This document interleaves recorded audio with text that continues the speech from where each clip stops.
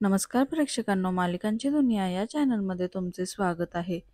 येड लागलं प्रेमाचं या मालिकेत आपण बघणार आहोत की इकडे ऋतुजा मात्र प्रशांतला विचारते की तू रायाच्या प्रश्नांची उत्तरं का दिले नाही. तेव्हा मात्र आता घोरपडेला टेन्शन येतं. दुसरीकडे आता मंजिरी म्हणत असते रायाला, तुझी खूप धावपळ झाली आहे, तू जरा आता जाऊन आराम कर. तेव्हा मात्र राया म्हणतो, तू असं बोलून मला पर्क करते आहे, मी इथून कुठेही जाणार नाही आणि आरामाची गरज तुला आहे. तुझ्यासाठी मी औषध सुद्धा घेऊन येणार आहे. मला तुला गमवायचं नाहीये, काही झालं तरी मला तू माझ्या आयुष्यात पाहिजे आहे. हे ऐकून मात्र आता मंजिरी त्याला म्हणते, काय म्हटलास तू? तर तेव्हा मात्र आता लगेचच रायाकडे काही उत्तर नसतं, म्हणून तो आता शांत होतो.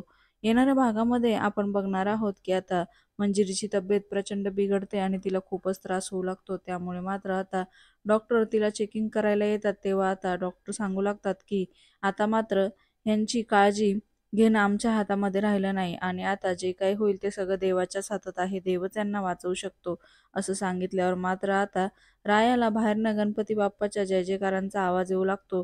त्यामुळे आता तो लगेचच बाहेर पडतो आणि बाहेर मात्र गणपतीच्या गाडीचं चाक हे खड्ड्यामध्ये अडकलेलं असतं. ते मात्र आता सगळेजण काढत असतात, पण कोणाला यश येत नाही. म्हणून आता राया ते चाक काढतो आणि गणपतीचा आशीर्वाद मिळवतो. मालिकेच्या अशाच नवनवीन भागांसाठी आपल्या चॅनलला नक्की लाईक करा, शेअर करा, सबस्क्राईब